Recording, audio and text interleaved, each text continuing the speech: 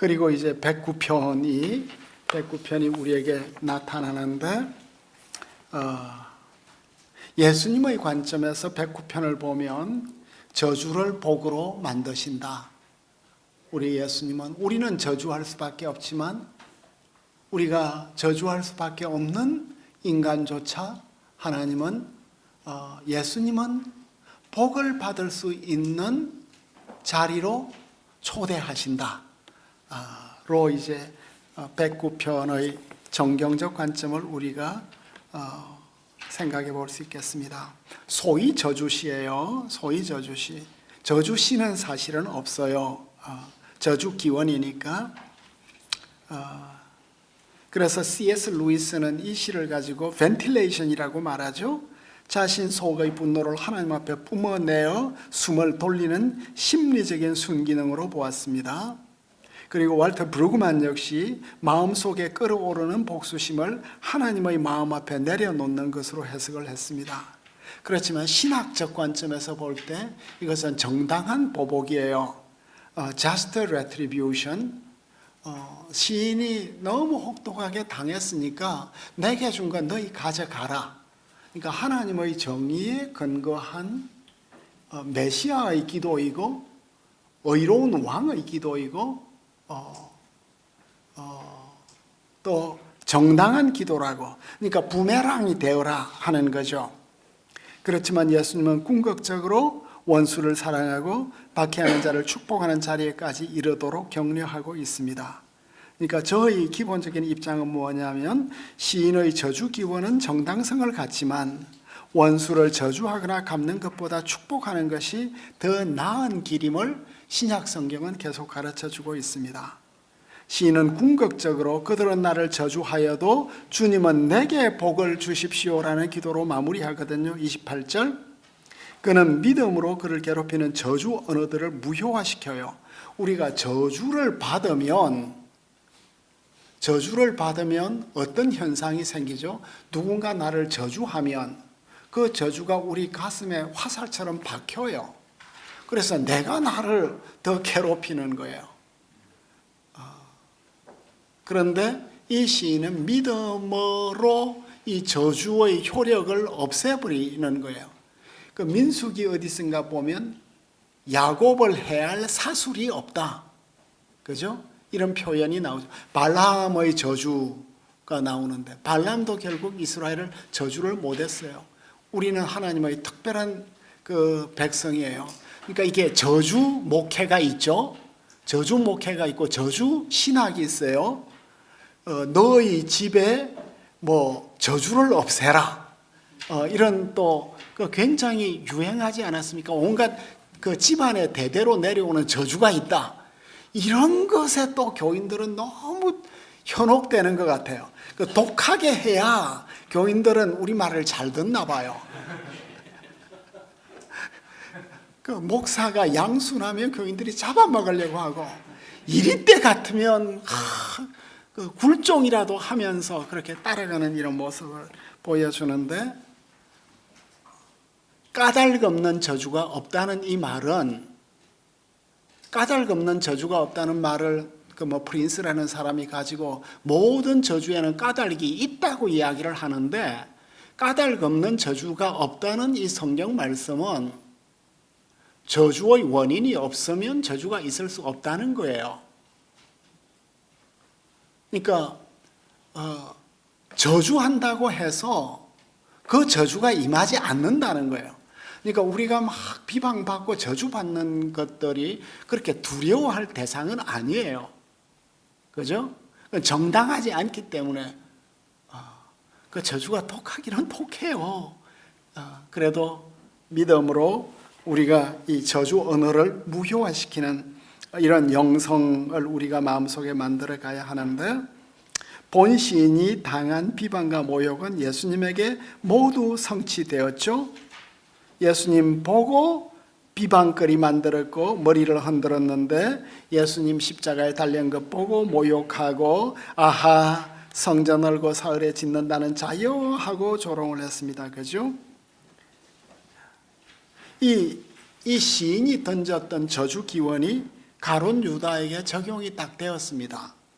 시편 109편 8절에 그의 직분을 타인이 빼앗게 하옵소서 하는 이것을 베드로가 사도직을 가룟 유다에게서 무효화시키고 다른 사도를 세우게 되는 거예요.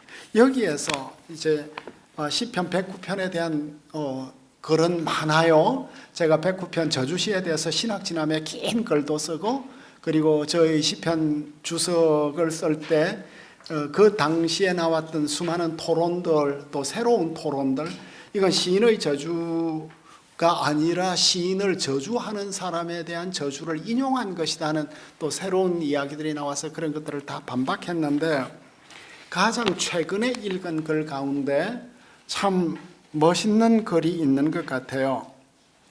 우리는 이 저주기원시를 달갑게 생각하지 않죠. 왜 달갑게 생각하지 않냐 하는 것에 대해서 리어돈이 이런 말을 했습니다. 이 시편에 나오는 적나라한 복수심, 폭력적 언어는 우리에게 너무 불편하고 공예배에서 사용하기 어려운 것이 현실이에요. 근데 이걸 좀 더 생각해 보자 이거죠. 그러나 진짜 문제는 이 시편에 있는 게 아니라 우리 자신이에요. 현대의 신자들은 개인의 정서와 자발적 감정을 기도의 표준으로 삼는 경향이 심해요. 하나님의 영감된 말씀의 권위도 우리의 주관적 정서의 재판정에 두는 거예요. 우리 자신의 감정을 우리 예배의 잣대로 세우는 것은 완전히 교만이 아닌가요? 예배의 참된 표준은 하나님의 말씀에 있습니다. 우리는 성령의 권위 아래 우리 자신을 무조건 두어야 해요. 이 시편을 읽을 때 우리 감정을 접어야 해요. 예수님은 부활 후에 시편에서 자신을 가르쳤고, 사도들은 다락방에서 10일 동안 기도하면서 이 본문을 인용하였고, 베드로는 가룟 유다에 대해서 적용을 했습니다. 이것이 우리에게 힘들고 골치 아픈 주제이지만 필요하고 건강하고 엄숙한 주제예요. 그래서 이 시편은 중요하대요. 그러니까 우리하고 믿음의 전통이 다른 사람들도 우리보다 훨씬 성경적 관점을 가지고 있죠. 또 성령에 대한 이런 믿음도 가지고 있고, 참 가톨릭 학자 같은데, 가톨릭 학자 같은 분에게서 이런 주석을 보니까 참 기뻤습니다. 시편 110편은 예수님은 네. 물론 바리새인들을 위해서도 죽으셨죠. 네, 불러시고. 근데 바리새인들 한 번도 축복한 적이 없지요. 바리새인들 조주만 하시죠.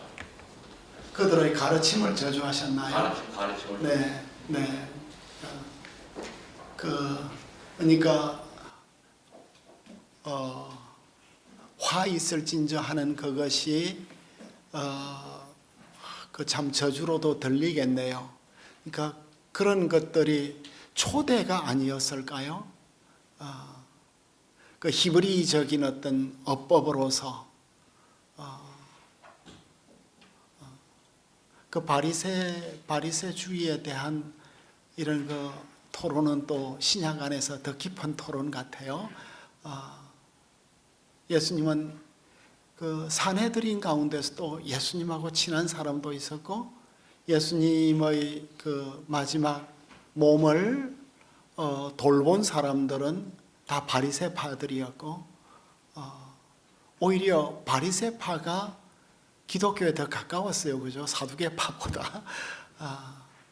그 바리새파 가운데 바리새파인 또 바울이 예수님의 수제자가 되고, 그 예수님이 카테고리컬하게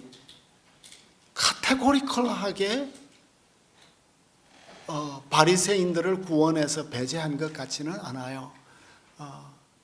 자기 죽이는 사람들까지 이 죄를 용서해 달라고 했으니까 예수님의 사랑은 훨씬 더 컸던 것 같고,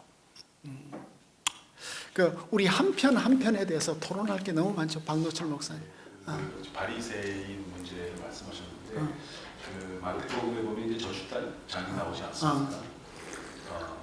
그 예수님이 하신 말씀을 쭉 읽어보면 말씀하시면서 점점 더 화를 이제 저희들도 그렇잖아요. 처음에는 그냥 뭐 이제 이렇게 했는데 이제 얘기하다가 보면 이제 그 더 분노가 더 커지는 것처럼 말 안 들어서. 예.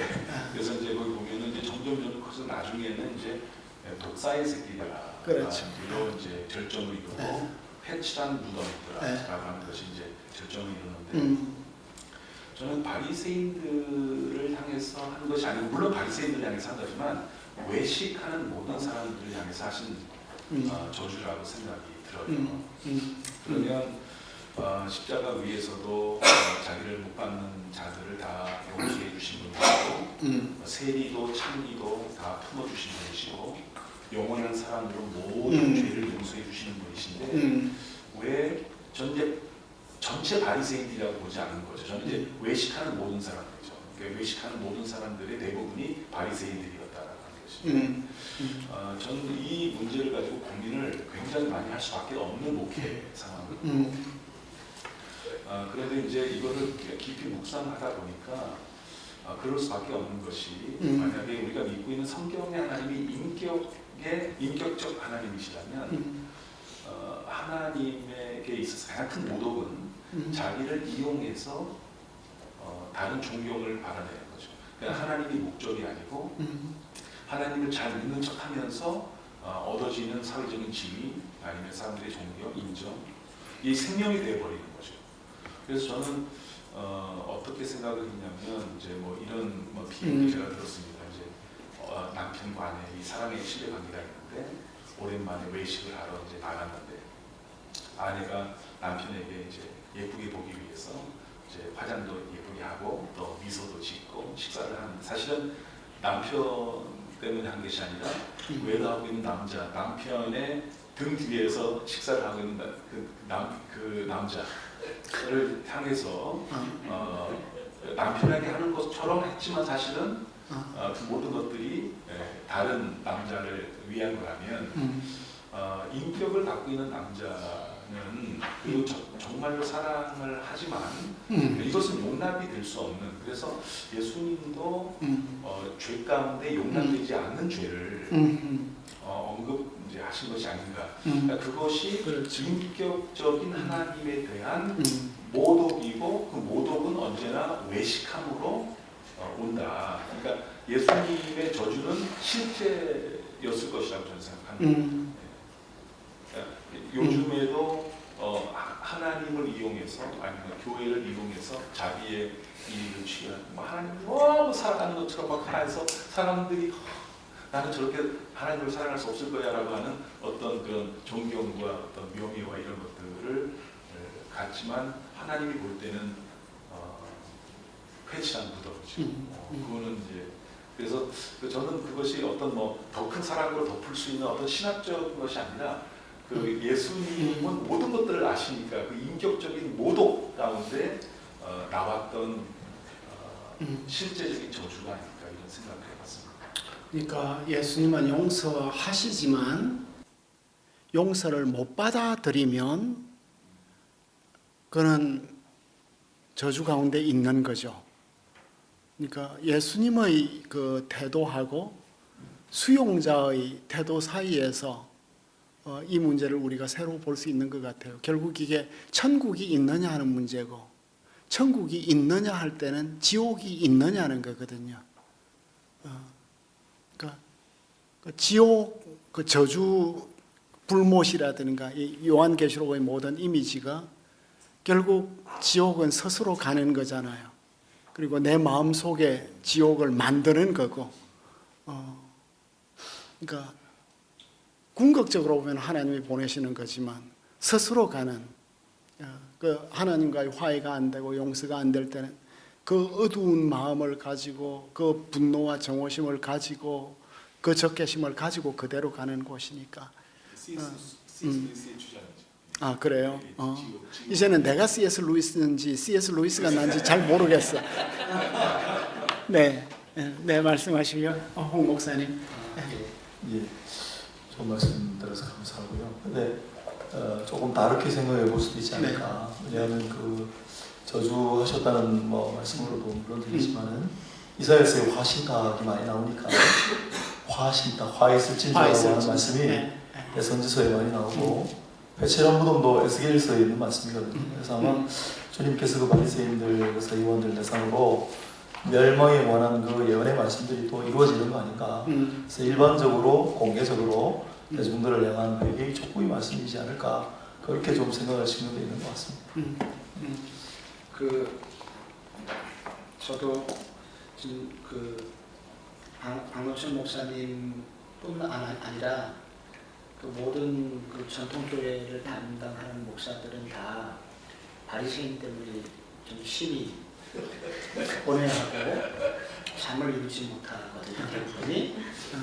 근데 그 그리스도께서 이렇게 그 소위 죄인 그룹, 당시에 한 90% 정도 되는 일반 평민들에게는 이렇게 꾸짖지 아니하신 것은 그 아마 D.A. 칼슨인가 누구한테 제가 찾아본 것 같은데 그들은 이미 깨어진 상태, 마음이 깨어진 상태였기 때문에 그렇게 말씀하지 않으셨지만 바리새인들은 깨어지기를 거절하는 방금 말씀하신 자기 존재와 행위를 이용해서 메시아 자리를 찬탈하는 그렇기 때문에 예수님께서 이제 강하게 그렇게 말씀하셨는데 그 로마서하고 빗대어 보면은 그 최고의 형벌은 내버려 두심이잖아요. 그런데 바리새인은 아직 저주를 했다는 것은 아직도 그들을 향하여 희망을 포기하지 않은 것이 아닌가. 그래서 시편의 저주시는 결국은 이것이 포기보다는 더 강한 그들이 돌아오기로 하는 강렬한 주님의 어떤 열정으로 보면 어떨까. 이것이 사도 바울도 이제 로마서 9장에서 이렇게 애끓는 좀 그런 사랑으로 볼 수는 없을까. 그런 이게 이제 그 성경 신학의 그 스펙트럼이에요, 그죠? 그 암탉이 그 새끼 이렇게 품으려고 하듯이 내가 너희를 품으려고 한 적이 얼마나 많느냐 하는 그런 그런 이제 하나님의 마음이 있죠. 그 이제 어쨌든 우리에게 주신 기본적인 말씀은 너희 원수를 축복하라는. 그게 오히려 그들의 머리 위에 숯불 놓는 거다. 그리고 이제 또 우리에게는 늘 그런 자세는 필요한 것 같아요. 내가 최종적 심판자는 아니잖아요, 그죠? 최종적 심판은 하나님께 맡겨야 되는 거니까. 그게 이제 어떤 우리 인식의 한계. 잘못하면 내가 하나님 자리에 올라가 버리고 예수님 자리에 올라가 버리고 내가 누구를 보고 화인맞은 내 눈에는 화인맞은 자식 같지만 그 판단을 하나님께 또 맡겨야 되는 이런 목회적 사원이 있을 것 같아요. 그래서 이제 제가 볼 때 계시의 마지막 책인 요한계시록에서 주님을 얘기할 때 항상 어린 양이라고 나오잖아요. 네. 어린 양의 진노의 포도주가 나온다. 어린 양이 진노를 한다. 이게 역설적인 좀 모순되잖아요. 그러니까 그 어린 양이라는 그 이미지 속에 우리를 위해서 죽으신 그리까지 하신 그걸 거부할 때 그 진노가 얼마나 클 거냐. 그걸 이제 그렇게 생각하면 좋을 것 같아요. 네, 좋습니다.